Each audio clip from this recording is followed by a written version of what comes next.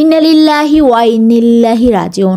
Gluteus by Alvia আপুর page থেকে তার হাজব্যান্ড আজকে সকালে 11টা 30 মিনিটে ইন্তিকাল করেছেন।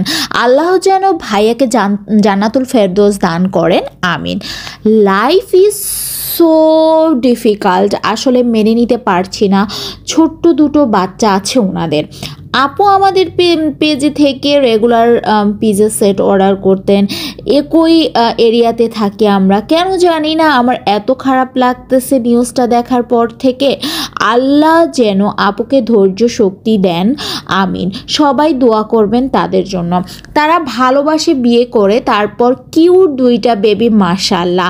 বাচ্চাগুলো বাবা হারালো, তারা তো কিছু বুঝেও না। হারে ছোট্ট বাচ্চারা দেখলে আমার এত চোখে পানি চলে আসে। বাচ্চারা তো অবুঝ, ওরা তো কিছুই বুঝে না। ওর বাবা যে সময় ওরা বড় হবে, ওদের বাবার স্মৃতিও হয়তো ওদের মনে থাকবে না। এত ছোট বাচ্চা 2টা, আসলে অনেক খারাপ লাগতেছে। আর বাবার যে কত মায়া ভালোবাসা, সেটা যার বাবা নাই সেই বুঝে, যার আছে সে কখনোই রিয়ালাইজ বা বুঝতে পারবে না। আজকে ওনার হাজব্যান্ড মারা গেছে, এটা কি বলবো, দেখার পর থেকে মাথা থেকে পা পর্যন্ত মনে হয় জ্বলতেছে। এত খারাপ লাগতেছে, কিছুই ভাল লাগতেছে না, অশান্তি কাজ করতেছে। দুইজন কত সুখের মুহূর্ত শেয়ার করতো সোশ্যাল মিডিয়াতে। আসলে বদনজর সত্য, আর একটা কথা সত্য বলতে, সুখের সময়টা মানুষের জীবন থেকে কম সময়ে আসে পৃথিবীতে। আসলে মানুষের যখন সুখের সময় থাকে, তখন দেখবেন মানুষটা হয়তো পৃথিবীতে অনেক স্ট্রাগল করে, তখন কিন্তু দেখবেন পাশে কেউই নাই, দুইজন মিলে স্ট্রাগল করে এক সময় যখন দেখবেন তাদের আল্লাহ ভালো থাকার সময় দিয়েছে, ভালো পরিবেশ দিয়েছে, টাকা পয়সা অর্থ সম্পদ দিয়েছে, তখনই মানুষটা টুপ করে চলে যায়। আসলে আমি জানি না কেন এরকম হয়, আর যাদের সাথে হয় বা হয় আমি অনেক দেখেছি এরকম। আর কেন জানি না আমার এত খারাপ লাগতেছে নিউজটা দেখার পর। ওনার জন্য দোয়া ছাড়া তো আর কিছুই করতে পারি না। আল্লাহ যেন ওনাকে জান্নাতুল ফেরদৌস দান করে।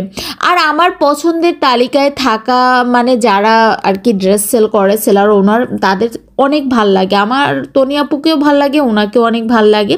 আর আপুর হাজব্যান্ড যে মারা গেছে, এটা যেই শুনতেছে সেই আফসোস করতেছে আর কি।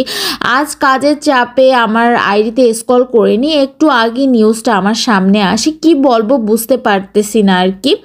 আর মানুষের জীবন আসলে ঠুনকো। ভাইও খুব কম বয়সে মৃত্যুবরণ করলেন, এবং হঠাৎই। তাই মন থেকে মানতে আসলে কষ্ট হচ্ছে। তাদের 2টা বাচ্চাও আছে, এত ছোট বয়সে বাবা হারা হলো তারা। আর হ্যাঁ, বদনজর শর্ত আপুর কি বলবো, যার মৃত্যু কে কখন হবে কেউই বলতে পারে না।